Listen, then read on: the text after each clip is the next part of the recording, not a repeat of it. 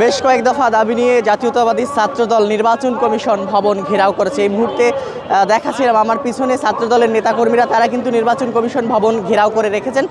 একটি বিষয় তারা যেটি বলছেন যে নির্বাচন কমিশনের পক্ষপাত দুষ্ট আচরণ একটি বিশেষ রাজনৈতিক গোষ্ঠীকে তারা বেশি সুবিধা দিচ্ছে। এই সকল দাবি নিয়েই কিন্তু নির্বাচন ভবন ঘেরাও করেছে বাংলাদেশ জাতীয়তাবাদী ছাত্রদলের নেতাকর্মী।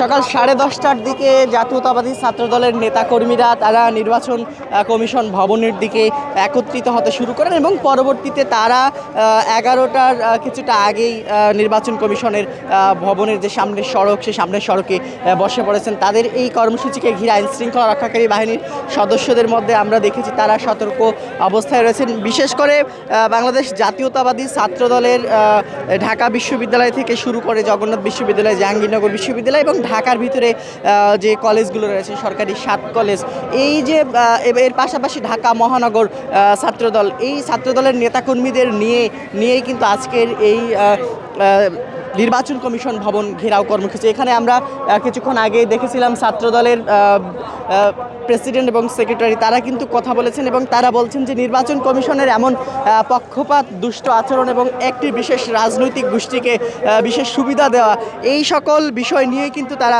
আজকে নির্বাচন কমিশন ভবন ঘেরাও করেছেন। আরেকটি তারা দাবি তুলেছেন যে পোস্টাল ব্যালট নির্বাচনের যে পোস্টাল ব্যালট, সে পোস্টাল ব্যালটে বিএনপিকে, বাংলাদেশ জাতীয়তাবাদী বিএনপির যে প্রতীক, সে প্রতীকটি একটি নির্দিষ্ট জায়গায় এমনভাবে দেয়া হয়েছে যাতে করে এই প্রতীকটির ভোট বাতিল হওয়ার সম্ভাবনা থাকে।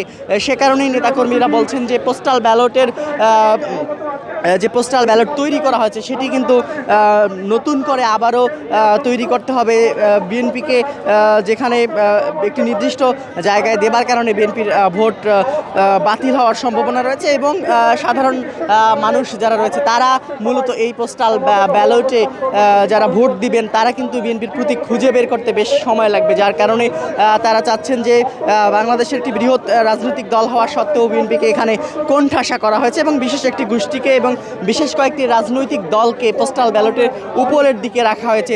এই সমস্ত কারণেই কিন্তু তারা নির্বাচন কমিশন ভবন ঘেরাও করেছেন এবং শাহজালাল বিজ্ঞান ও প্রযুক্তি বিশ্ববিদ্যালয়ে সাকসু নির্বাচনের বিশেষ একটি গোষ্ঠীকে সুবিধা দেওয়া হচ্ছে এমন কিন্তু অভিযোগ তুলেছেন ছাত্রদলের নেতাকর্মীরা।